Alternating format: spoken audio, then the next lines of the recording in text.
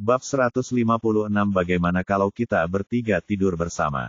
Li Zenseng melirik Qin Lang sambil memohon bantuan.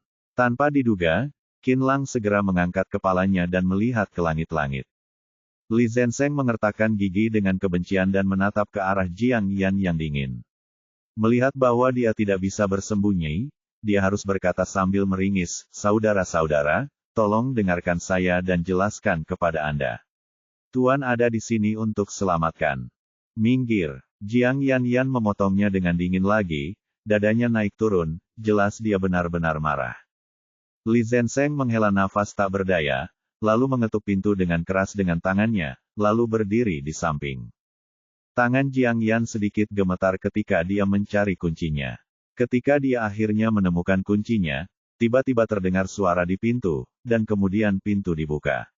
Lin Yu berjalan keluar dan tersenyum lelah pada Jiang Yan, "Kamu mengapa kamu di sini?"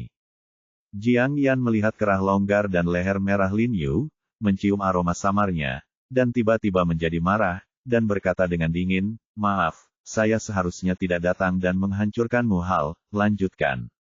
Setelah mengatakan itu, Jiang Yan berbalik dan berjalan keluar, matanya memerah dalam sekejap. Faktanya, menurut kepribadiannya sebelumnya, dia pasti akan menamparkan wajahnya dan kemudian menceraikannya. Tapi sekarang dia tidak tahu kenapa, tapi hatinya melunak saat dia melihat Lin Yu. Yang lebih aneh lagi adalah dia sangat marah sehingga samar-samar dia masih merasakan di dalam hatinya bahwa selama Lin Yu tidak meninggalkannya, dia bisa memaafkannya karena melakukan kesalahan seperti itu. Baru pada saat inilah dia menyadari betapa dia sangat bergantung pada Lin Yu, hal itu begitu dalam di lubuk hatinya. "Saudari Yan, dengarkan aku." Lin Yu melangkah dan meraihnya, berkata, "Ikutlah denganku dan kamu akan tahu segalanya." Petik 2. Ye Qingmei masih dalam kondisi setengah sadar, dengan jarum perak dimasukkan ke tangan dan kakinya oleh Lin Yu. Kelopak matanya akan bergerak-gerak dari waktu ke waktu, dan dia akan menggumamkan sesuatu di mulutnya. Saat Jiang Yan melihat adegan ini, amarahnya berkurang setengahnya. Ternyata bajingan ini benar-benar menyelamatkan orang. Kulitnya merah dan dia tidak bisa mengendalikan dirinya sendiri. Dia jelas kecanduan obat-obatan terlarang. Lin Yu menjelaskan, "Kamu dapat mendengarkan apa yang dia katakan." Jiang Yan melirik Lin Yu, dan kemudian berjalan ke samping dengan rasa ingin tahu Ye Qingmei. Dia mendengarkan sebentar, lalu mengerutkan kening dan berkata dengan heran, "Xiao Yu.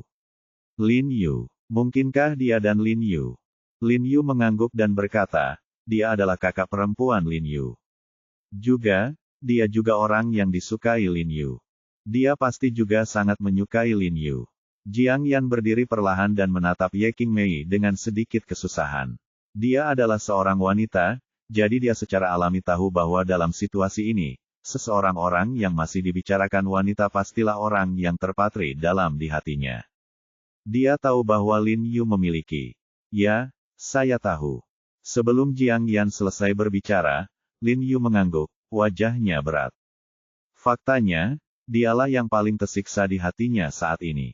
Dia bertanggung jawab atas cinta dua wanita sekaligus, dan dia juga menyukai dua wanita sekaligus, tapi dia tidak bisa memberitahu mereka identitas aslinya.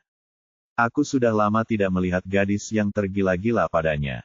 Jiang Yan hanya bisa menghela nafas, merasa sedikit kasihan pada Ye Qingmei. "Saudari Yan, kamu datang tepat waktu. Kamu bisa tinggal di sini untuk menjaganya malam ini. Apakah kamu tidak khawatir jika aku bersamanya? Lalu kamu bisa menjaganya?" Kata Lin Yu sambil tersenyum, dan tiba-tiba teringat dalam situasi Ye Qingmei, seseorang harus terus menyekat tubuhnya sampai efek obat hilang. Dia masih khawatir sekarang. Dia tidak bisa membiarkan dia, seorang pria dewasa, menyekat tubuhnya, dia harus menyekat tubuhnya. "Bagaimana denganmu?" Jiang Yan bertanya dengan marah. "Tentu saja aku akan pulang untuk tidur." Lin Yu menggodanya sambil tersenyum. Faktanya, dia sudah memiliki rencana dalam pikirannya untuk segera membawa Jiang Yan dan Ye Qingmei ke villa ibunya. Lin Yu membuat baskom berisi air obat, menyerahkan handuk kepada Jiang Yan dan memintanya untuk menyekat tubuh Ye Qingmei, lalu berjalan keluar dan menutup pintu. "Saudara Qin, apa yang terjadi?"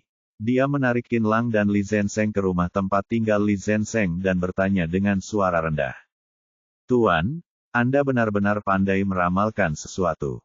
Qin Lang mengacungkan jempol pada Lin Yu, Anda mengatakan bahwa jika Anda mengizinkan saya mengikuti Tuan Ye, akan ada harapan untuk menangkap pengemis itu. Seperti yang diharapkan, dia pergi ke sana. Rumah sakit pengobatan tradisional Tiongkok malam ini. Universitas tidak tahu trik apa yang dia mainkan. Dia melambaikan selembar kertas kuning di depan Guru Ye, dan kertas itu terbakar. Kemudian Guru Ye mengikutinya entah dari mana pria itu terlihat cantik dan bersih. Awalnya, saya tidak menyangka bahwa dialah pengemisnya. Baru setelah dia membawa Guru Ye ke pinggiran kota, saya menyadari apa yang dia lakukan mengetahui bahwa dia merencanakan sesuatu terhadap Guru Ye, jadi saya mengambil tindakan. Kata Qin Lang, mengeluarkan pisau tembaga dari tangannya, wajahnya penuh kegembiraan. Terima kasih telah membagikan cinabar dan pisau tembaga ini kepada saya sebelumnya, saya mampu mengalahkan trik anak itu. Sayangnya, dia berlari terlalu cepat, saya tidak mengejarnya. Lalu apa yang Anda lakukan untuk makanan? Apakah Anda menyia-nyiakan segalanya dalam 2 tahun terakhir setelah pensiun? Li Zhen menamparkan kepalanya dengan marah. Qin Lang menciutkan kepalanya, menyentuh kepalanya dengan tangannya, dan berkata dengan hati-hati, kecepatan saya tidak turun banyak dari puncak tahun ini. Tidak peduli seberapa banyak saya mengalami kemunduran, kecepatan saya tidak bisa turun hingga setengahnya. Petik 2 tanda tanya, miliknya, 2 kali lebih cepat darimu. Ekspresi Li Zenseng tiba-tiba berubah ketika dia mendengar ini. Dia tahu kekuatan Qin Lang. Dia harus cepat untuk melawan pengintai pengemis ini kecepatannya 2 kali lipat dari Qin Lang, yang sungguh menakutkan. Jika dia tahu bahwa Lin Yu di sebelahnya begitu cepat sehingga dia bisa membunuh pengemis itu dalam hitungan detik, rahangnya mungkin akan ternganga karena terkejut. Aku sudah mengatakannya sebelumnya, orang ini sangat jahat, kamu harus lebih berhati-hati di masa depan.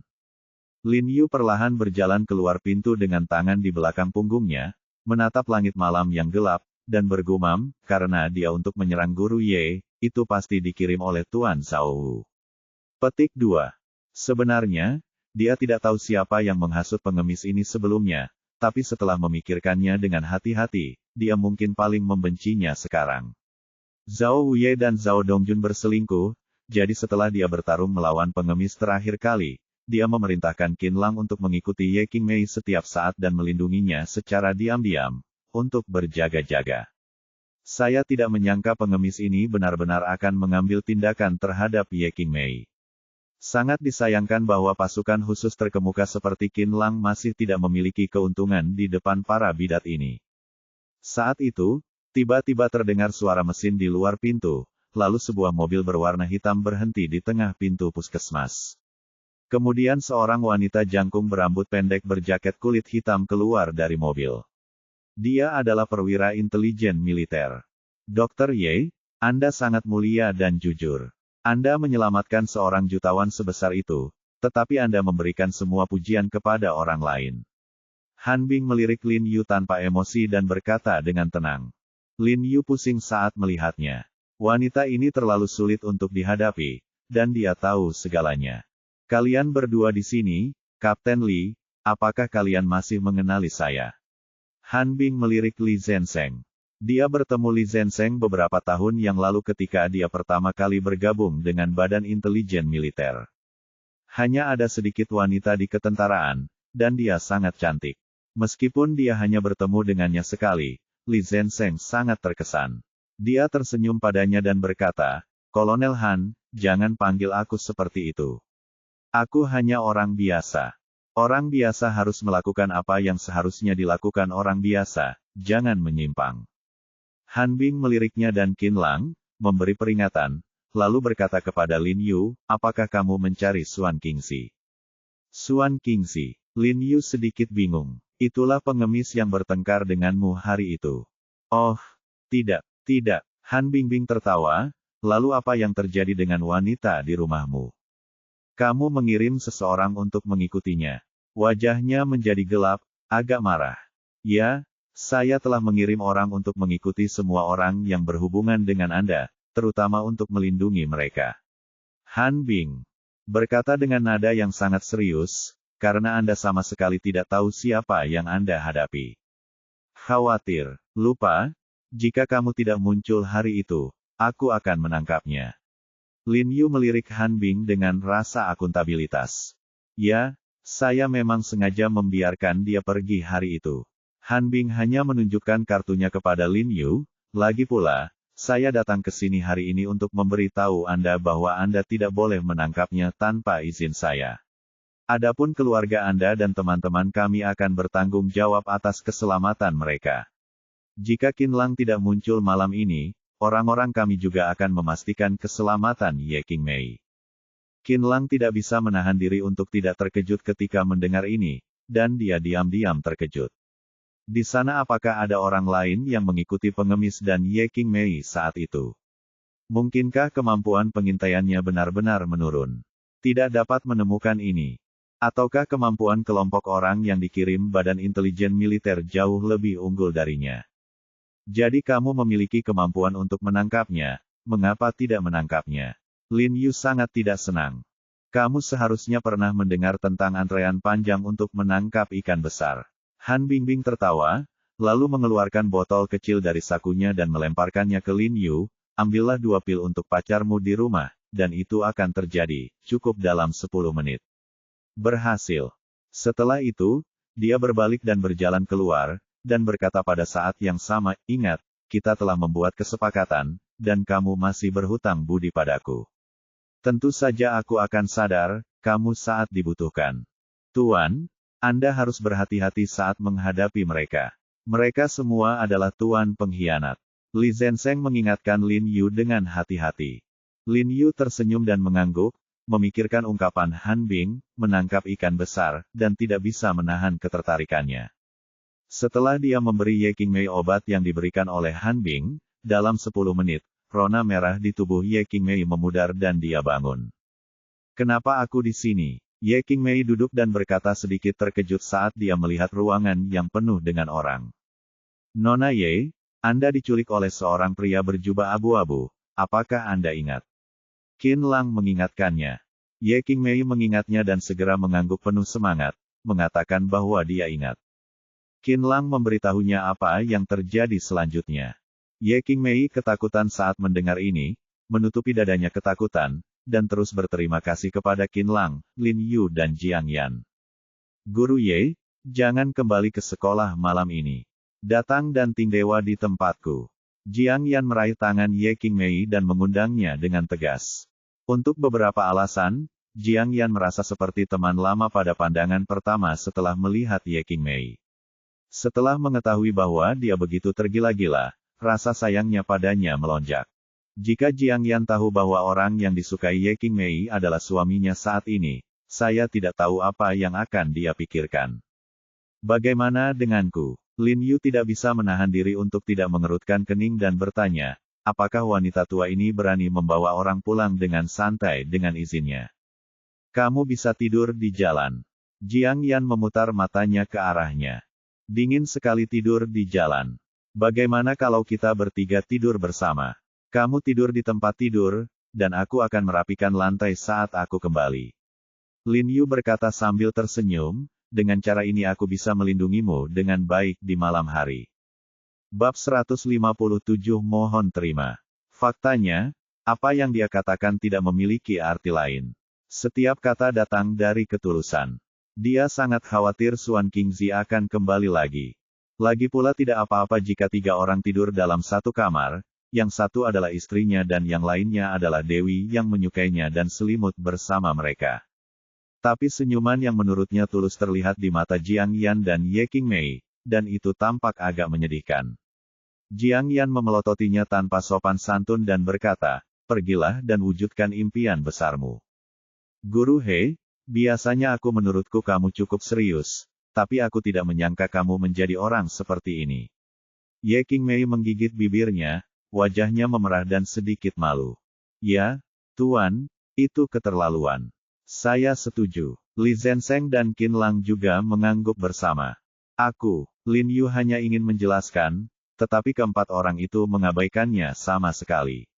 Mereka menoleh dan berbicara dengan penuh semangat. Dia hanya merasakan sakit di dadanya, hampir muntah darah. Pada akhirnya, Ye Qingmei dan Jiang Yan kembali ke rumah Jiang bersama dan menolak membiarkan Lin Yu mengikuti. Yang lebih keterlaluan adalah Jiang Yan dan Ye Qingmei tampaknya kecanduan tidur. Ye Qingmei tinggal di rumah mereka selama beberapa hari, meninggalkan Lin Yu kehilangan tempat tinggal.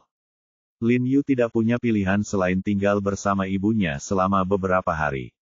Dia merasa sedih dan merasa seolah-olah menantu perempuannya telah dibawa kembali ke rumah orang tuanya.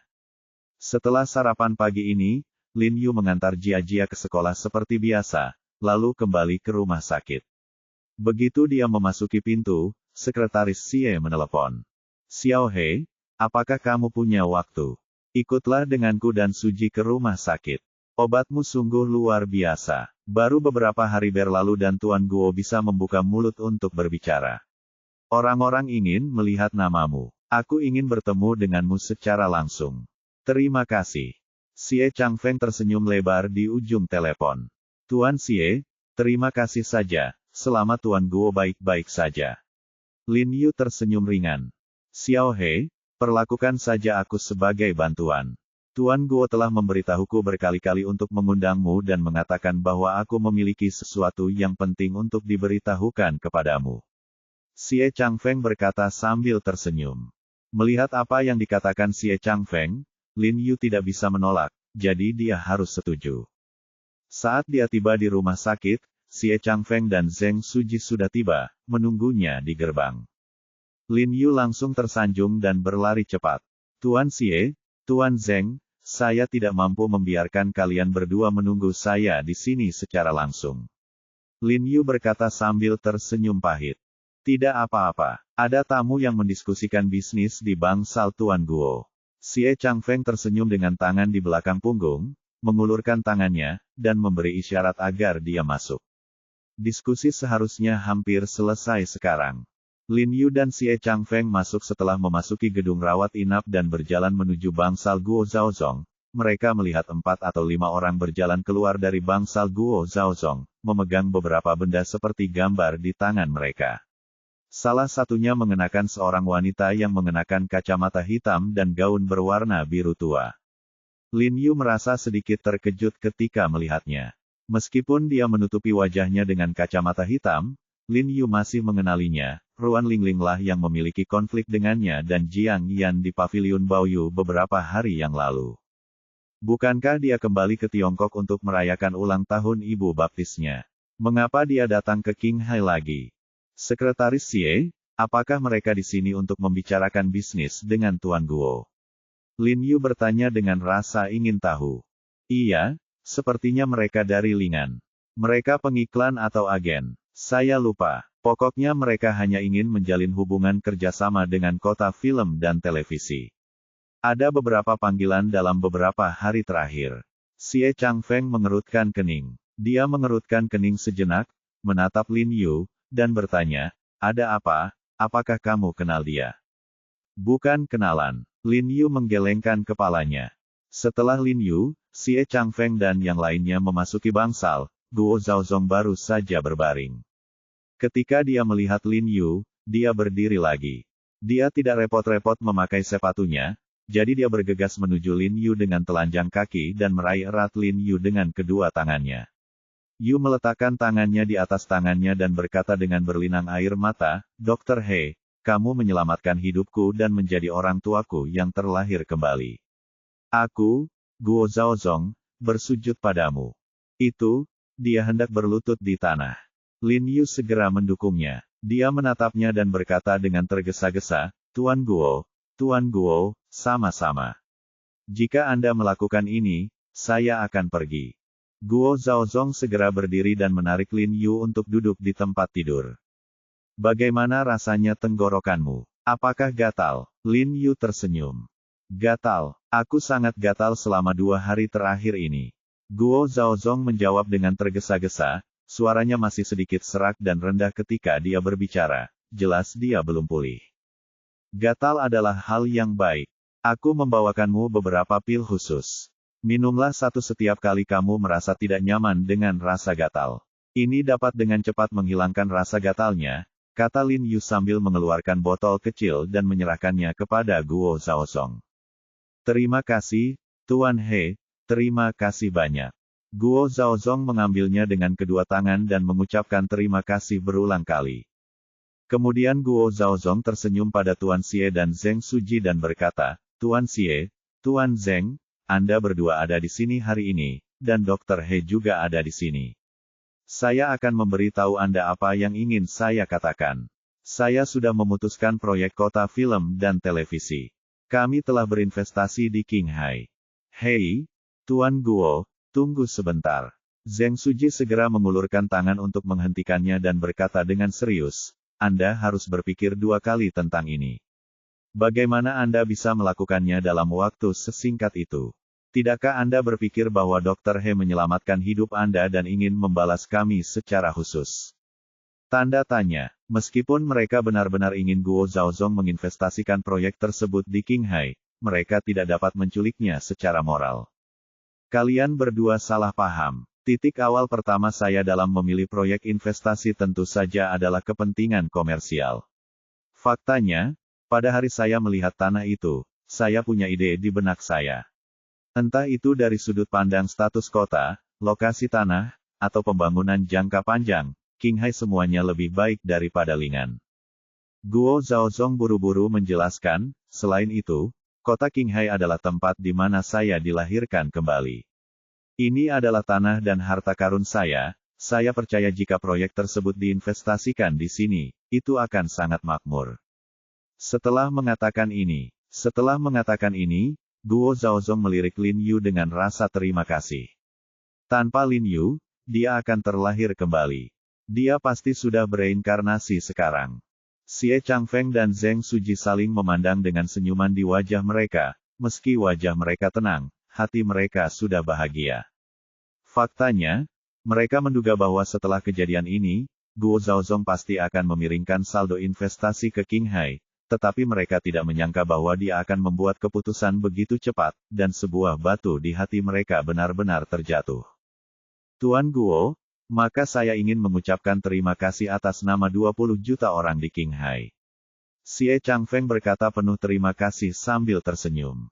Mengenai kontrak spesifiknya, kami akan menandatanganinya setelah asisten saya membuatnya. Guo Zhaozong tersenyum, lalu melambai kepada asistennya, yang dengan cepat mengambil setumpuk dokumen putih dan menyerahkannya kepada Lin Yu dengan hormat, sambil menyerahkan dia pena.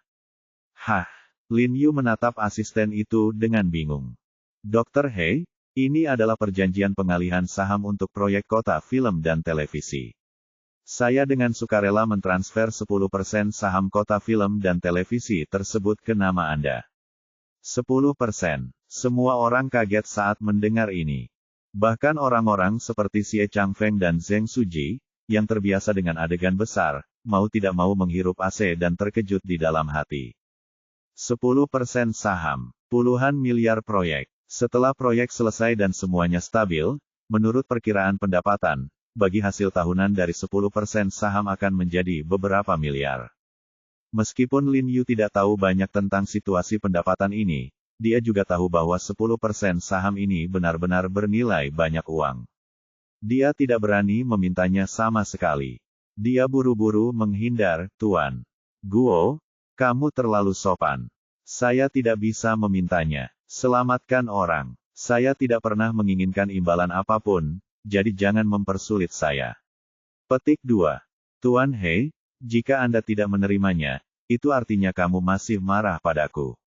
Guo Zhaozong menghela nafas, dengan wajah sedih, dan berkata, baiklah, kalau begitu proyek ini aku tidak akan menyerah, dan aku tidak akan pernah menginjakan kaki di daratan lagi. Maafkan saya, kapan saya akan kembali ke daratan?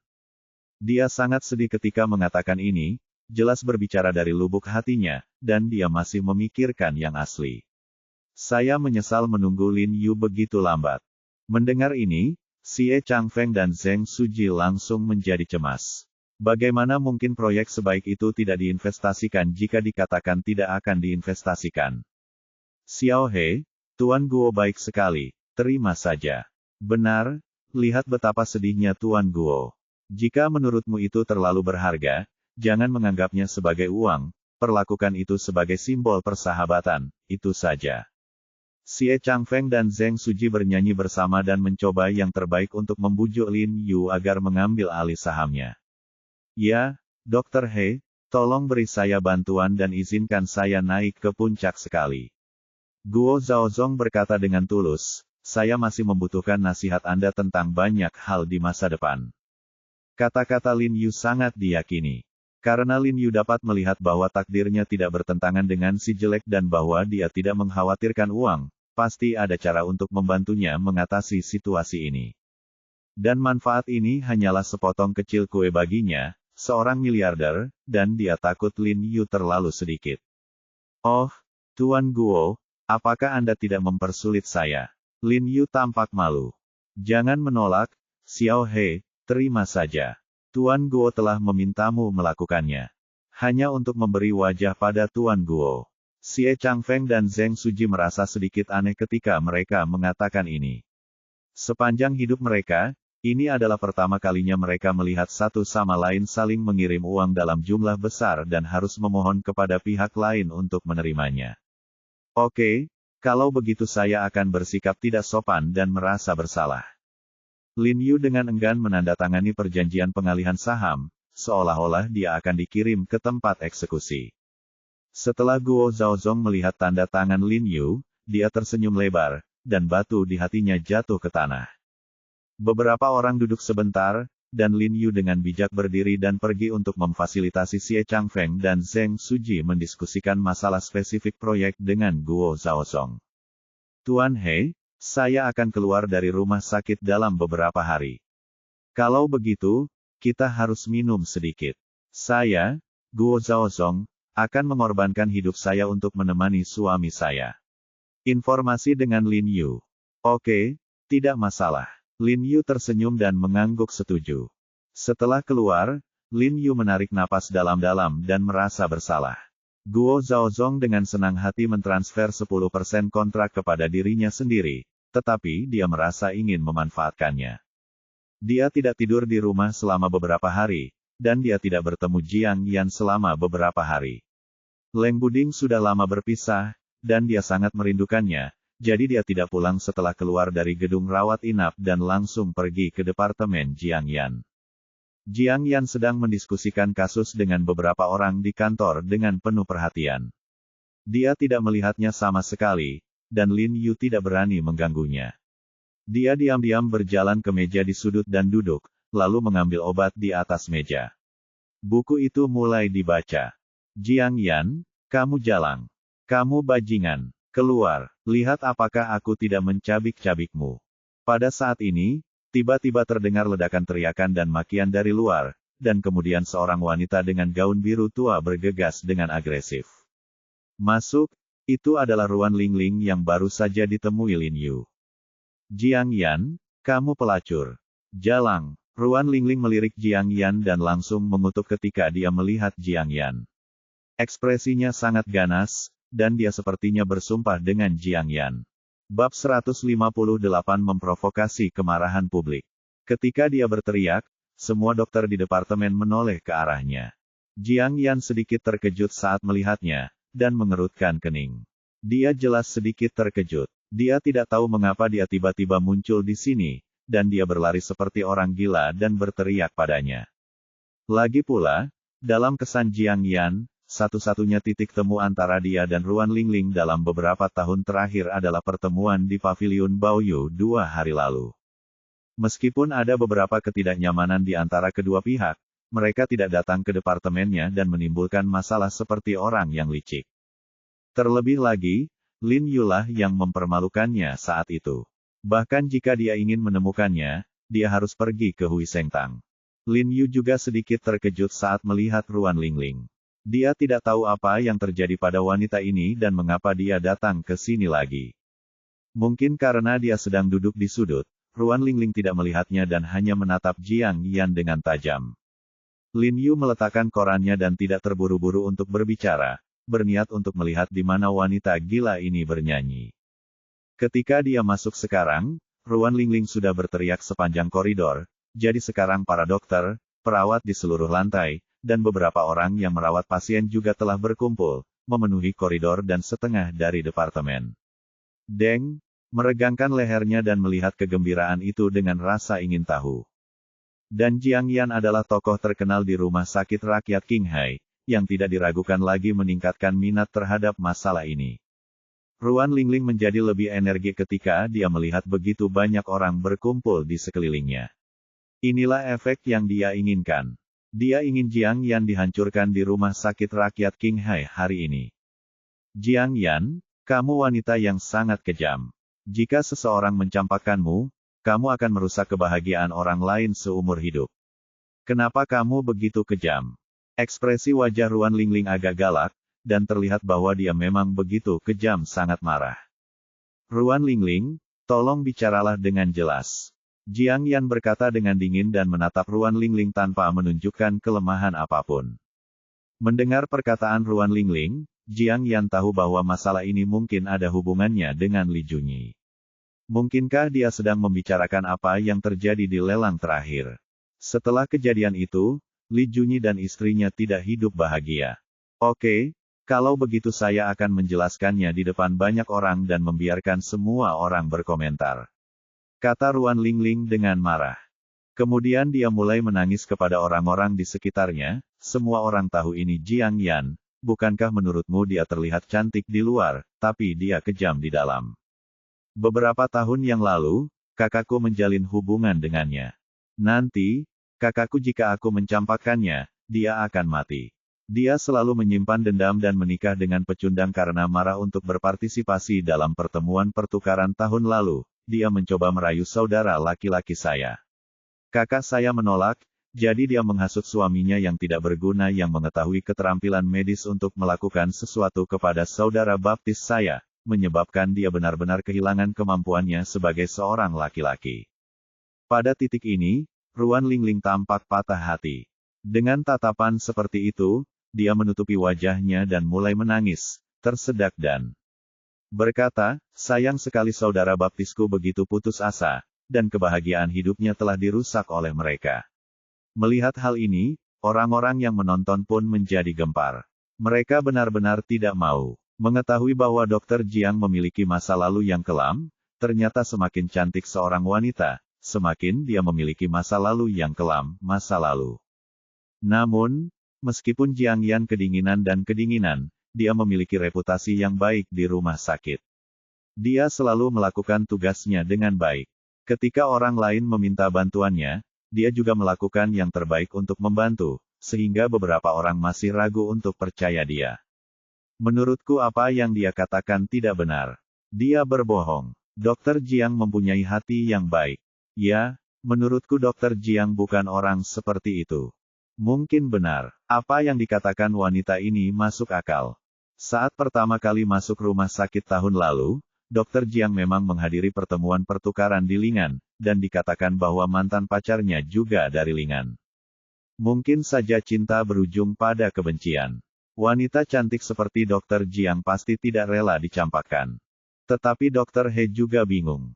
Bagaimana dia bisa menahan diri? Sayang sekali, saya dulu menghormati Dr. He, tapi saya tidak menyangka dia akan melakukan tindakan jahat seperti itu. Kamu berbicara omong kosong. Jiang Yan gemetar karena marah setelah mendengar kata-kata Ruan Lingling. Apa-apaan ini? Dia belum pernah melihat Li Junyi ketika dia pergi ke Lingan. Lin Yu tidak pernah memberitahunya tentang niat jahat Li Junyi terhadapnya atau tentang penggulingan Li Junyi oleh Lin Yu, jadi dia tidak mengetahuinya. Sekarang dia mendengar bahwa Ruan Lingling berbicara omong kosong di sini untuk memfitnahnya. Dia sangat marah sehingga dia bahkan ingin bergegas dan menamparkan wajah wanita ini dengan keras. Omong kosong. Kakak baptisku sendiri yang memberitahuku hal ini. Jika kamu tidak percaya padaku, aku akan memintanya untuk mengirimkan hasil tesnya sekarang. Ruan Lingling mengertakkan gigi dan menatap Jiang Yan dengan kesal telepon dan hendak mengirim pesan teks ke Li Junyi. Tidak perlu mengirimkannya, dia benar-benar tidak pandai lagi dalam hal itu. Pada saat ini, Lin Yu tiba-tiba mengatakan sesuatu dengan santai, lalu berdiri dan berjalan dengan tangan di belakang punggungnya. Apakah kamu bajingan? Ruan Lingling melihat perubahan ekspresi Lin Yu yang tiba-tiba. Memikirkan penghinaan yang diberikan Lin Yu padanya hari itu di paviliun Baoyu, dia merasa gatal karena kebencian rahasia yang tak terkatakan. Mengapa kamu ada di sini? Jiang Yan cukup terkejut saat melihat Lin Yu. Aku baru saja datang ke sini. Aku melihatmu sedang sibuk, jadi aku tidak mengganggumu. Apakah semua orang mendengar itu?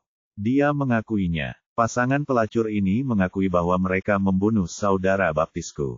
Ruan Lingling segera menangkap kata-kata Lin Yu dan berteriak keras. Penonton tiba-tiba kembali riuh dan mulai banyak bicara. Apakah kamu sakit jiwa? Atau apakah kamu kurang IQ? Lin Yu memandangnya dengan sinis. Aku baru saja mengatakan bahwa aku tahu kamu tidak pandai meniduri saudaraku, tetapi aku tidak mengatakan bahwa akulah yang melakukannya. Orang seperti dia hanya mengetahui tubuh bagian bawah. Siapa yang tahu penyakit apa yang diderita burung pegar dan menghancurkan dirinya sendiri? Kamu berbicara omong kosong. Adikku bukan orang seperti itu, kata Ruan Lingling dengan marah. Kesampingkan apakah kakakmu adalah orang seperti itu? Aku ingin bertanya padamu, bagaimana kamu tahu kalau kakakmu tidak pandai dalam aspek itu? Dan kamu tampaknya lebih bersemangat daripada dia. Apakah aspek itu juga mempengaruhimu? Lin Yu tersenyum tak terduga dan berkata, kakak, adik, itu judul yang tepat. Begitu dia selesai berbicara, para dokter dan perawat di sekitarnya tertawa terbahak-bahak. Ya, wanita ini tampaknya lebih bersemangat daripada saudara baptisnya bahkan tidak datang ke pintu, tapi dia yang datang lebih dulu. Kamu kentut. Ruan Lingling tersipu malu. Lin Yu benar. Dia memang berselingkuh dengan Li Junyi, dan dia juga berpikir untuk menikahi Li Junyi setelah Li Junyi menikah. Mereka berdua akan mengadakan kencan pribadi dari waktu ke waktu. Ketika dia kembali ke Lingan kali ini, dia secara alami harus mengadakan pertemuan pribadi dengan Li Junyi, tetapi kemudian dia menemukan bahwa Li Junyi tidak pandai dalam hal itu. Setelah mengetahui bahwa itu berkat Lin Yu, dia segera menjadi marah dan ingin melampiaskan amarahnya pada Jiang Yan. Saya kebetulan datang hari ini untuk membicarakan bisnis, jadi saya berpikir untuk datang untuk menghancurkan masa depan Jiang Yan. Jangan malu. Lagi pula, kamu datang ke sini dengan begitu banyak pria, dan Li Junyi bukan satu-satunya. Lin Yu terus berkata dengan tidak tergesa-gesa, tapi aku punya sesuatu untuk diklarifikasi denganmu. Itu bukan Li Junyi mencampakkan Jiang Yan, tapi Jiang Yan mencampakkannya. Dialah yang menyimpan dendam karena dia dan Jiang Yan telah berteman baik selama bertahun-tahun dan bahkan tidak pernah menyentuhnya. Pertama kali Jiang Yan adalah untukku dadanya dan berkata dengan penuh percaya diri, menoleh untuk melihat Jiang Yan, dan tersenyum lembut. Faktanya, ini adalah pertama kalinya baginya, dia bahkan belum pernah dekat dengan Jiang Yan. Alasan mengapa saya mengatakan ini adalah, pertama, untuk membuat marah Ruan Lingling, dan kedua, untuk mengklarifikasi Jiang Yan di depan semua orang. Tapi Jiang Yan tidak bisa menahan diri untuk tidak tersipu ketika dia mendengar apa yang dia katakan. Dia benar-benar tidak menyangka bajingan ini akan mengatakan hal seperti itu di tempat umum. Orang-orang di sekitarnya segera menutup mulut mereka dan mencibir. Dokter, dia bertindak terlalu jauh. Dia selalu menunjukkan kasih sayangnya. Tidak, dan dia selalu lengah. Hati kecilku yang lajang. Wanita ini sangat jahat. Dia mungkin ingin bertemu dengan Dokter Jiang dan dia. Dokternya baik-baik saja, dan dia sengaja datang untuk menghancurkan orang lain. Petik 2. Ya, saya juga percaya Dokter He dan Dokter Jiang. Dengan penampilan wanita ini, saudara baptisnya mungkin tidak jauh lebih baik Dokter Jiang. Saya kira begitu. Wanita seperti Dokter Jiang begitu cantik sehingga bahkan seorang pria pun mau tidak mau ingin mencampakkannya. Dialah satu-satunya yang rela mencampakkan orang lain. Beruntung, Dokter Jiang adalah yang pertama. Setiap waktu diserahkan padanya. Beberapa dokter pria memandang Lin Yu dengan iri. Anda harus tahu bahwa sangat sedikit wanita yang pertama kali menikah sebelum menikah, apalagi seperti itu seorang wanita cantik. Itu sangat jarang. Ruan Lingling merasa sedikit terkejut ketika dia mendengar diskusi semua orang. Bukankah arah opini publik selalu ada di pihaknya? Jangan dengarkan omong kosong He Jiarong. Dia hanya berbicara omong kosong. Dia adalah orang yang tidak berguna dan tidak berguna. Sepasang pelacur ini paling pandai berbohong kepada orang lain. Kenapa mulutmu jelek sekali? Apakah kamu sudah makan kotoran? Menurutku kamulah yang menipu orang dengan kata-kata manismu. Titik. Kamu sakit jiwa, jadi Anda berani datang ke sini dan memfitnah Dr. He dan Dr. Jiang, konyol. Dr. He adalah seorang pengecut. Dokter terkemuka di komunitas pengobatan Tiongkok di kota Qinghai. Dan bahkan seluruh komunitas medis, disebut pengecut. Apakah kamu lebih buruk dari sampah? Apa yang dia pikirkan adalah bahwa kata-katanya yang mengipasi tidak hanya tidak berpengaruh, tetapi juga benar-benar membangkitkan kemarahan publik. Orang-orang di sekitarnya mengutuknya dengan marah tanpa kesopanan, dan memandangnya dengan jijik. Beberapa bahkan memandangnya dengan tatapan muda dan marah. Dr. Seng telah menyingsingkan lengan bajunya dan sepertinya ingin memukulnya. Ruan Lingling terhuyung ketakutan saat melihat kata-kata yang menindas ini.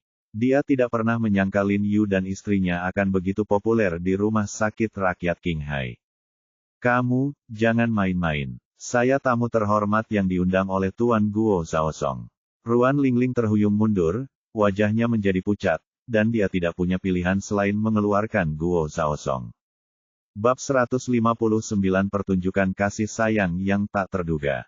Ketika semua orang mendengar bahwa dia terlibat dengan Guo Zhaosong, ketidakpuasan mereka tiba-tiba mereda. Apakah ada orang di Tiongkok yang belum pernah mendengar tentang Taipan SIPG Guo Zhaosong? Selain itu, Guo Zhaosong saat ini dirawat di rumah sakit di sini, dan Xie Changfeng dan Zheng Suji harus memperlakukannya dengan hormat. Karena Ruan Lingling mengenal Guo Zhaosong, latar belakangnya tentu saja tidak sederhana, jadi tidak ada yang berani menyinggung perasaannya lagi. Kamu berani memarahiku. Tahukah kamu apa? Hubungan Tuan Guo dengan pemimpin Qinghaimu Xie Changfeng. Selama aku meneleponmu, kamu semua akan diberhentikan. Sangat berguna, dan dia tiba-tiba merasa berani dan kesombongannya sekali lagi menjadi sombong. Semua orang saling memandang, menundukkan kepala, dan tidak berani mengucapkan sepatah kata pun. Benarkah, kamu bisa memberhentikan begitu banyak orang hanya dengan satu panggilan telepon? Lalu kamu bisa meneleponku. Aku ingin melihat bagaimana kamu melakukannya. Lin Yu berkata dengan ringan. Dr. He, Anda tidak bisa melakukannya. Benar, Dr. He, Anda bukan dari rumah sakit kami. Anda tidak memiliki tanggung jawab, tetapi kami tidak bisa. Tuan He, apakah Anda tidak menipu kami? Sekelompok dokter dan perawat mendengarkan. Lin Yu tiba-tiba menjadi cemas ketika mengatakan ini. Lin Yu bukan dari rumah sakit mereka dan memiliki hubungan baik dengan dekan, jadi tentu saja tidak terjadi apa-apa. Tapi mereka tidak bisa melakukannya. Mereka berada dalam sistem dan diatur oleh sistem. Kebanyakan dari mereka adalah dokter kecil yang tidak punya uang dan tidak punya latar belakang. Jika kalimat di atas terdengar, mereka harus berkemas dan keluar. Karena perlakuan Lin Yu terhadap Guo Zhaosong hari itu dirahasiakan, mereka tidak tahu bahwa Lin Yu adalah penyelamat Guo Zhaosong. Sekarang mereka secara alami ketakutan ketika mendengar ancaman Ruan Lingling. Apakah kamu benar-benar percaya ketika dia mengatakan dia mengenal Tuan Guo? Aku juga bilang aku kenal Kaisar Langit. Lin Yu berkata sambil tersenyum, jangan khawatir, biarkan dia bertarung. Latar belakangnya, tapi dia tahu, hanya saja dia hanyalah seorang pengusaha yang datang ke Guo Zhaosong untuk bekerja sama. Belum lagi apakah Guo Zhaosong menganggapnya sebagai teman, juga menjadi pertanyaan apakah Guo Zhaosong masih mengingatnya. Ruan Lingling langsung putus asa ketika mendengar perkataan Lin Yu. Dia harus meminta kakeknya untuk menuntut neneknya atas bisnis ini, jadi dia dengan enggan menghubungi Guo Zhaosong. Dia bahkan tidak mengucapkan sepatah kata pun. Dia sudah membicarakan semuanya dengan asistennya, jadi tidak realistis untuk meminta bantuan Guo Zhaosong, dan dia hanya membual. Lupakan saja, bibiku senang hari ini, dan aku tidak membagikan pengalamanmu. Ruan Lingling mendengus dingin. Apakah Anda takut Tuan Guo tidak akan melakukan ini untuk Anda? Bagaimana kalau saya menelepon Anda dan bertanya? Lin Yu mengangkat alisnya, dengan nada yang agak provokatif. Apakah kamu satu-satunya yang pantas mengenal Tuan Guo? He Jiarong, Jangan berpikir kamu hebat hanya karena kamu membuka toko batu giok kecil. Pengusaha kecil seperti kamu bisa menghasilkan banyak uang di Qinghai. Anda bahkan tidak bisa mendapatkan Tuan Guo. Bahkan satu jari kaki pun tidak bisa menandinginya. Ketika Ruan Lingling mendengar bahwa Lin Yu mengaku memiliki nomor telepon Guo Zhaozong, dia langsung tertawa. Adakah yang bisa mengetahui nomor telepon Guo Zhaozong? Apa yang didapat pasangan seperti dia tidak lebih dari informasi kontak asisten Guo Zhaozong. Selain itu, dia bertanya dan mengetahui bahwa He Jiarong memang bukan lagi pecundang yang tidak berguna seperti dulu. Dia membuka klinik medis, dan dia juga menemukan bahwa dia memiliki toko batu giok. Dia agak sukses, tetapi kekayaan kecil ini bukanlah apa-apa bagi Guo Zhaozong, itu hanyalah setetes air di ember. Tentu saja, dia tidak percaya bahwa Lin Yu bisa mengenali Guo Zhaozong. Karena kamu mengatakan itu, aku harus bertanya pada Tuan Guo sendiri apakah aku benar-benar tidak sebaik salah satu jari kakinya. Lin Yu tidak marah, dan mengatakannya dengan tenang, lalu mengeluarkan tangannya menelepon nomor pribadi Guo Zhaozong. Tuan Guo, nomor telepon Tuan He. Asisten itu melirik ke arah penelepon dan segera menyerahkannya kepada Guo Zhaozong. Guo Zhaozong buru-buru mengulurkan tangan untuk mengambilnya dan berkata sambil tersenyum, Tuan He, Anda baru saja pergi, mengapa Anda menelepon lagi? Apakah Anda punya instruksi? Lin Yu melirik setelah dia selesai berbicara, dia melirik ke arah Ruan Lingling dan menyalakan speaker ponsel. Apa pertanyaannya? Tolong tanyakan padaku secepatnya. Suara Guo Zhaozong yang agak serak terdengar dari ujung telepon yang lain. Wajah Ruan Lingling tidak bisa tidak berubah. Sepertinya suara itu benar-benar milik Guo Zhaozong baru saja mendiskusikan bisnis dengan Guo Zhaozong. Kata-kata Guo Zhaozong memang bernada seperti ini. Lin Yu berkata dengan suara tenang, kamu punya teman yang mengatakan bahwa pria kecil sepertiku tidak sebaik salah satu jari kakimu. Kentut, Tuan He, jangan marah. Ini pasti bukan temanku. Siapa orang ini? Sebelum Lin Yu selesai berbicara, Guo Zhaozong memotongnya dengan marah, dan tidak bisa menahan batuk beberapa kali karena dia sangat bersemangat. Ruan Lingling menjadi pucat saat mendengar ini. Apakah He Jiarong benar-benar mengenal Guo Zhaozong? Dan menilai dari nada bicara Guo Zhaozong, dia sepertinya sangat menghormatinya. Ruan Lingling merasakan jantungnya berdegup kencang, dan seluruh tubuhnya mulai bergetar tak terkendali. Tuan Guo, jangan marah. Saya tidak tahu apakah orang ini adalah teman Anda, tapi dia mengaku sebagai teman Anda. Namanya Ruan Lingling. Apakah Anda mengenalnya? Lin Yu buru-buru meyakinkan Guo Zhaozong dan diminta. Ruan Lingling. Apa Ruan Lingling? Aku belum pernah mendengarnya sama sekali. Ketika Guo Zhaozong mendengar nama ini, dia merasa aneh dan sangat marah. Beraninya seseorang menggunakan namanya untuk menghina penyelamatnya. Sangat tidak sabar untuk hidup. Asisten di samping berdiri mendengar kata-kata Ruan Lingling, dan segera membungkuk untuk mengingatkan, Tuan Guo, Anda adalah pedagang bahan bangunan yang baru saja datang dari Lingan. Anda menyuruh saya untuk menandatangani kontrak dengan mereka. Petik 2. Oh, Tuan He, saya ingat, orang itu datang ke sini untuk berbisnis dengan saya.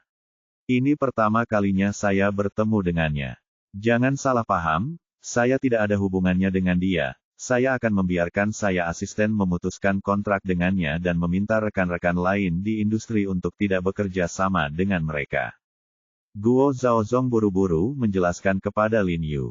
Ketika Ruan Lingling mendengar ini, matanya tiba-tiba menjadi gelap, dunia mulai berputar, dan dia tiba-tiba duduk di tanah.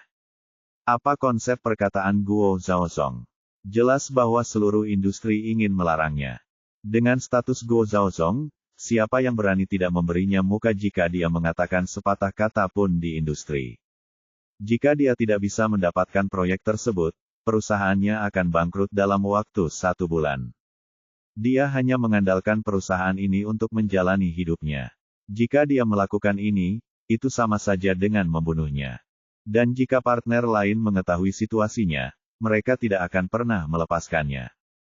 Tuan Guo, saya mohon, tolong jangan lakukan ini. Tolong ampuni saya kali ini.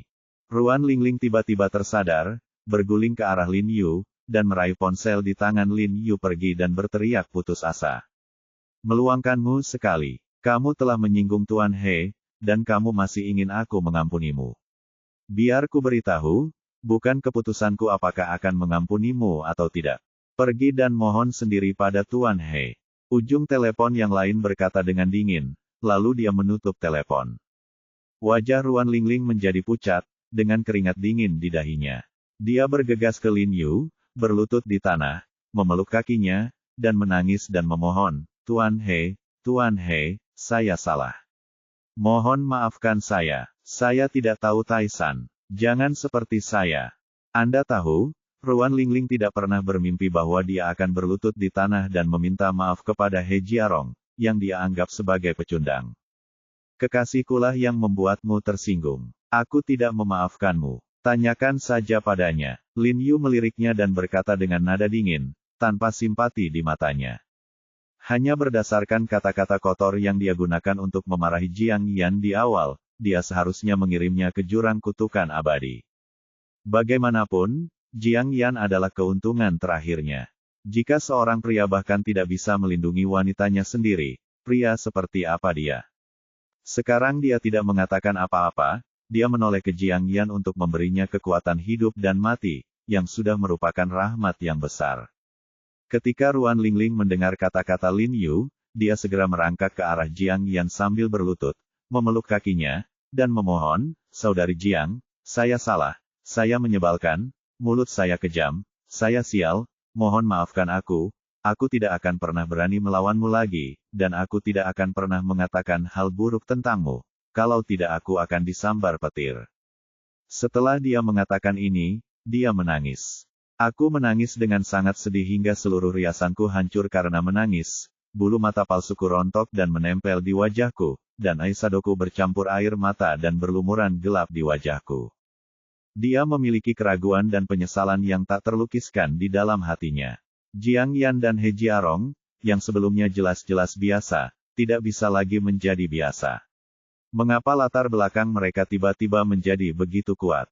Jika dia mengetahui hal ini sebelumnya, bahkan jika dia memukulinya sampai mati, dia tidak akan pernah datang. Orang-orang di sekitar melihat Ruan Lingling, yang baru saja memamerkan kekuatannya, menangis seperti ini. Mereka memandang Lin Yu dengan lebih hormat. Dr. He benar-benar mampu. Bahkan seorang pengusaha kaya seperti Guo Zhaozong harus menghormatinya. Bagaimana kalau lupakan saja? Jiang Yan adalah seorang wanita, dan dia baik hati. Melihat Ruan Lingling menangis dengan sedih, dia akhirnya merasa kasihan. Tidak ada kebencian yang mendalam pada awalnya, cukup beri dia pelajaran, tidak perlu mendorongnya ke jalan buntu. Lupakan saja jika kamu berkata begitu.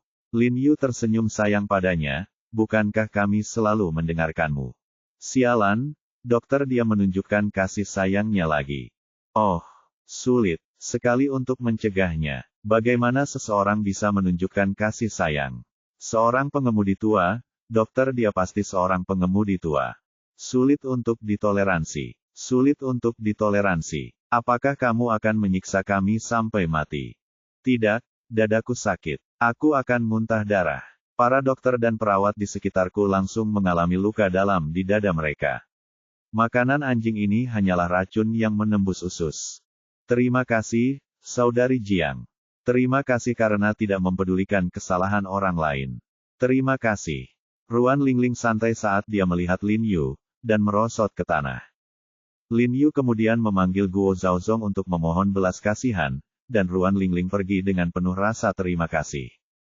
Setelah semua orang bubar, Lin Yu memanggil Jiang Yan ke sudut tersembunyi dan berkata dengan bangga kepadanya, bagaimana kabarmu, Saudari Yan, apakah aku hebat tadi? Hebat, kamu yang terbaik, oke, dan tidak bisa menahan tawa sedikit dengan marah. Bajingan ini bertingkah seperti anak kecil. Dia masih meminta pujian di usia yang begitu tua. Kalau begitu bisakah aku kembali tidur di malam hari? Kata Lin Yu sambil tersenyum. Tidak, King Mei masih tidur di rumah kita malam ini. Kita berdua belum selesai membicarakan banyak hal. Jiang Yan menggelengkan kepalanya, tetapi jika kamu ingin pulang, tidak apa-apa. Sofanya sudah disediakan untukmu. Kalau begitu lupakan saja. Lin Yu mengerutkan bibirnya dan berpikir bahwa kakak perempuan senior itu benar-benar kecanduan tinggal di rumahnya. Aku ingin tahu apakah perilakunya akan sangat merusak hubungan antara suami dan istri. Ngomong-ngomong, ada sesuatu yang ingin aku bicarakan denganmu. Aku ingin tahu apakah kamu bersedia. Jiang Yan tiba-tiba teringat sesuatu dan berkata dengan tergesa-gesa. Katakan saja, Lin Yu berkata dengan ringan. Apakah dia senang atau tidak? Apakah dia berani menolak apa yang dikatakan Jiang Yan? King Mei ingin kamu menjadi pacarnya.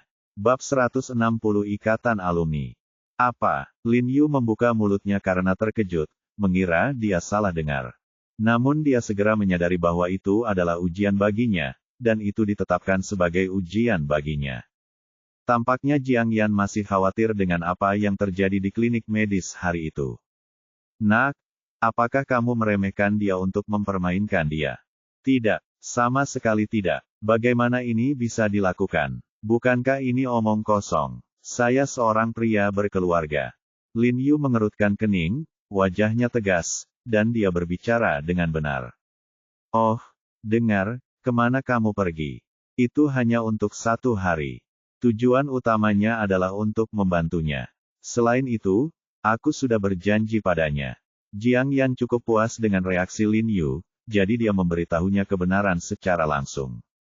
Oh tolong, hanya untuk 1 hari, sebenarnya kalau kamu membantu, kamu bisa membantu beberapa hari lagi. Lin Yu merasa sedikit kecewa. Ini ditipu olehnya, dan darahnya mendidih. Kamu berpikir dengan baik, menjanjikan untuk meminjamkanmu padanya selama sehari sudah menjadi batas maksimumku. Jiang Yan mendengus. Kemudian Jiang Yan memberitahu Lin Yu apa yang terjadi. Ternyata Ye Qingmei akan menghadiri pertemuan alumni Qinghai dalam beberapa hari.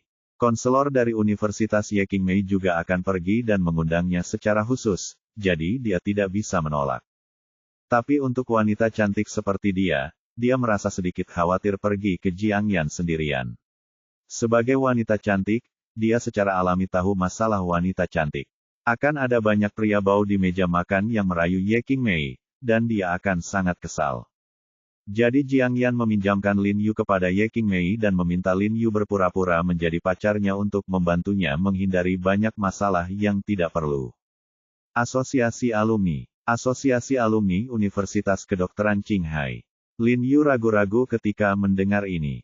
Dia tahu bahwa ada kemungkinan besar dia akan bertemu dengan kenalan yang dia kenal sebelumnya. Ya, ada apa? Jiang Yan sedikit bingung, kamu tidak mau. Tidak, kalau begitu beritahu aku sebelumnya. Dia sekarang memakai kulit He Jiarong, saya tidak percaya ada yang bisa mengenalinya.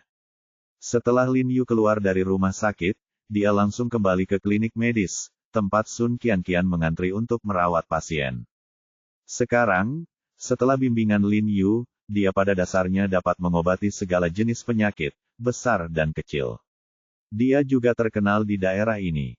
Semua orang tahu bahwa ada dokter cantik Sun Qianqian di Huisengtang. Ketika para pasien melihat Lin Yu, mereka segera menyapa dengan hormat. Lin Yu mengerutkan kening ketika dia melihat banyak orang mengantri. Sepertinya dia harus meluangkan waktu untuk memperluas pusat medis. Awalnya terlihat cukup besar, tetapi dengan begitu banyak orang yang mengantri, sepertinya agak ramai. Tuan, Nona Sue ada di sini. Saya memintanya pergi ke kamar saya dulu. Li Zenseng segera datang dan berkata. Lin Yu mengangguk, berbalik dan memasuki kamar Li Zenseng, dan menemukan Sue Qin sedang duduk di tempat tidur sambil melihat tumpukan dokumen.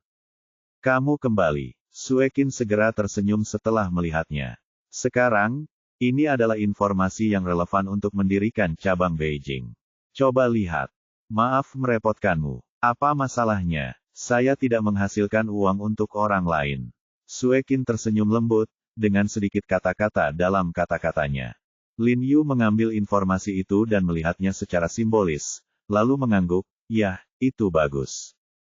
Tepat setelah dia selesai berbicara, dia tiba-tiba membuka mulutnya karena terkejut dan menemukan bahwa di belakangnya ada gambar arsitektur sebuah bangunan.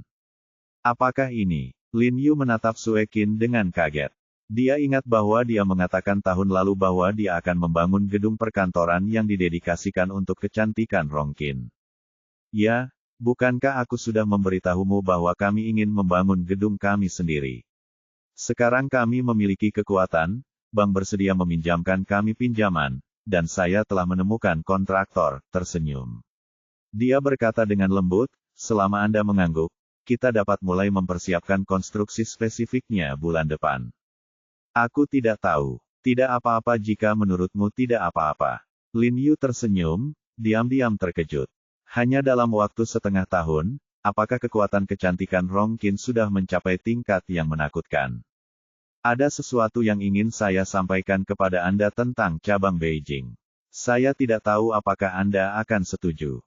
Sue Qin ragu-ragu dan berkata, Tuan Muda Chu menginginkan 20% saham. Tuan Muda Chu. Lin Yu tidak bisa menahan diri untuk tidak mengerutkan kening. Dia tidak memiliki kesan yang baik terhadap Tuan Muda Chu. Pada saat ini, ponsel Lin Yu tiba-tiba berdering. Dia mengeluarkannya dan menemukan bahwa itu milik Chu Yunwei. Tuan He, bagaimana kabarmu akhir-akhir ini? Suara Chu Yunwei selalu begitu tenang dan tenang. Tidak apa-apa, Lin Yu berkata sambil tersenyum, saya ingin tahu apa yang terjadi dengan panggilan Nona Chu. Dia menelepon Sue Qin tepat ketika dia menyebut Chu Yunxi. Sejujurnya, kakakku memintaku untuk melakukan panggilan ini. Bukankah Rongkin Beauty membuka cabang di Beijing? Kakakku ingin berpartisipasi dalam 20% saham. Chu Yunwei berkata dengan nada tulus, He mengatakan bahwa selama Anda memberinya 20% saham, dia bersedia menyediakan setengah modal untuk gedung perkantoran di ibu kota ini, dan dia akan menangani semua sertifikasi di semua aspek.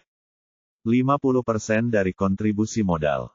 Lin Yu terkejut. Tuan Muda Chu ini benar-benar murah hati. Dia menginvestasikan setengah dari modalnya dan hanya memiliki 20% saham. Kesepakatan ini memang bagus, dan Sue Qin dapat menyelamatkan banyak masalah dengan meminta dia mengurus semua sertifikasi. Yang terpenting adalah dengan bantuan kekuatan keluarga Chu, Rongkin Meiyan lebih mudah mendapatkan pijakan di ibu kota.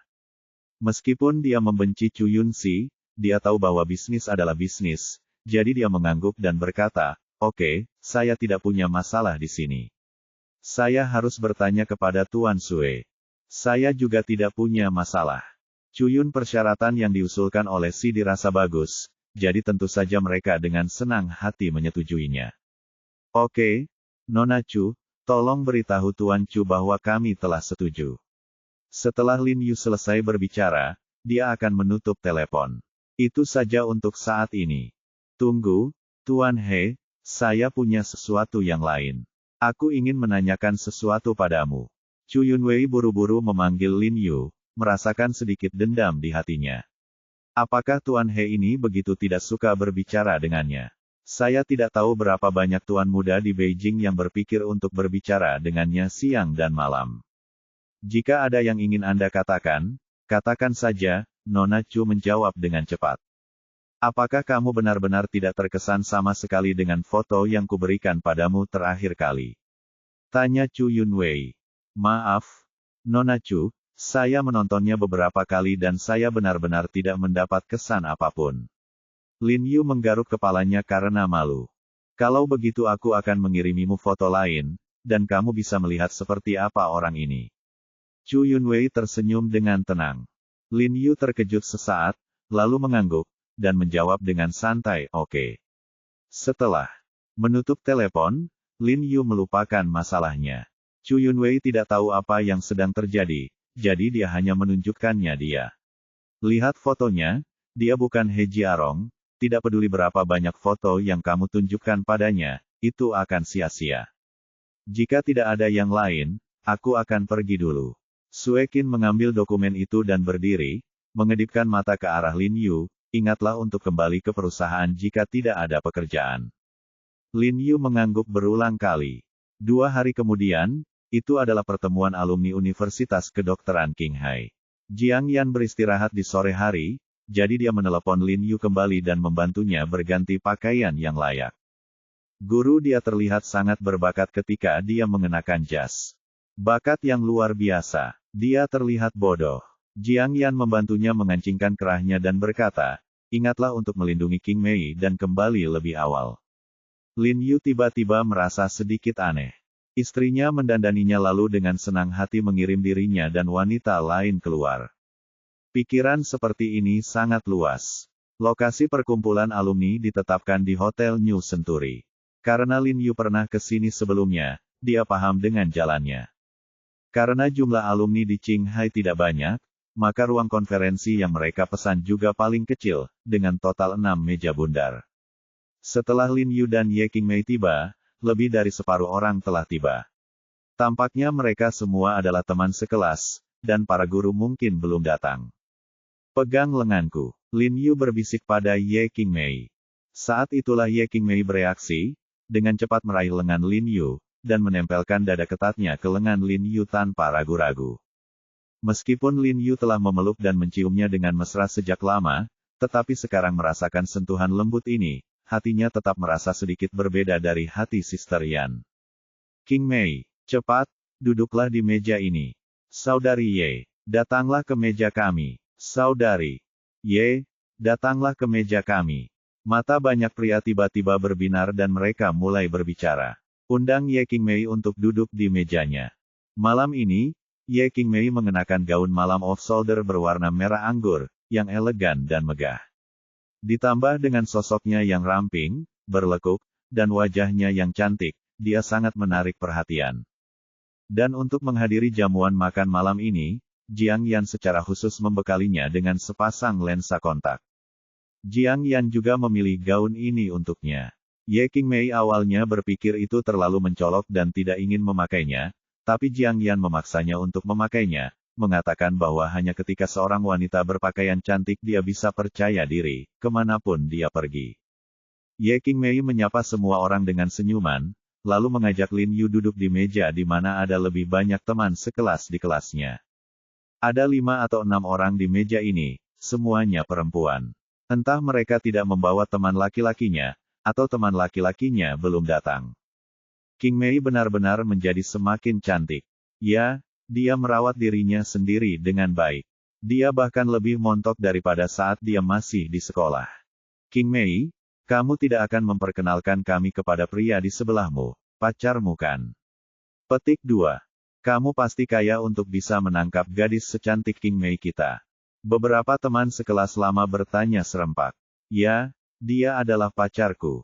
Itu tidak berlebihan seperti yang kamu katakan. Dia adalah seorang dokter dan telah membuka klinik medis sendiri. Ye Qingmei memperkenalkannya dengan canggung, dan tiba-tiba menganggap He Jiarong sebagai pacarnya tidak nyaman. Oh, dokter. Sekelompok orang tiba-tiba merasa sedikit tidak tertarik ketika mendengar bahwa Lin Yu hanyalah seorang dokter. Ikatan alumni mereka saat ini dikatakan sebagai silaturahmi alumni, namun nyatanya lebih tepat dikatakan sebagai silaturahmi untuk pamer dan membandingkan satu sama lain sekaligus memperluas koneksi. Dokter seperti Lin Yu yang membuka klinik medis kecil tidak memiliki banyak nilai persahabatan bagi mereka. Banyak orang bahkan merasa kasihan pada Ye Qingmei. Dengan kecantikannya, dia bisa saja menikah dengan pria kaya, tapi dia memilih dokter kecil seperti itu. Oh, Qingmei, lama tidak bertemu. Terdengar suara yang menawan, dan kemudian seorang wanita dengan riasan tebal dan perhiasan datang, mencubit bahu Ye Qingmei, dan kemudian berjalan ke sisi yang berlawanan untuk duduk. Halo, kakak senior Bizen. Ye Qingmei terlihat sedikit tidak wajar saat melihat wanita ini, tapi dia masih bisa tersenyum. Lin Yu sedikit terkejut saat melihat Bizen. Dia tidak menyangka dia ada di sini juga. Lin Yu juga mengenalnya. Wanita ini berada di level yang sama dengan Ye Qingmei dan dia suka membandingkannya dengan Ye Qingmei. Qingmei, gaunmu sangat indah, tapi sayangnya, terlalu monoton. Aku selalu merasa ada sesuatu yang hilang. Bizen melirik ke arah Ye Qingmei, jejak kecemburuan muncul di matanya, tapi dia masih menilainya dengan tatapan merendahkan. Dalam satu kalimat, sambil berbicara, dia dengan lembut menggoda kalung berlian di lehernya. Oh, Kak Bi, di mana kamu membeli kalung ini? Indah sekali. Indah sekali. Berlian yang besar sekali. Cocok sekali untukmu. Berliannya besar sekali, harganya ratusan ribu kan? Ketika beberapa wanita melihat kalung di leher Bizen, mata mereka membelalak dan bersemangat. Secara umum, harga pasarnya hanya beberapa ratus ribu, tapi saya tidak perlu mengeluarkan uang untuk ini, karena inilah yang dilakukan orang saya. Bizen tersenyum bangga, lalu tiba-tiba teringat sesuatu, dan bertanya pada Lin Yu kata, pria tampan, apakah kamu pacar King Mei? Apa yang kamu lakukan?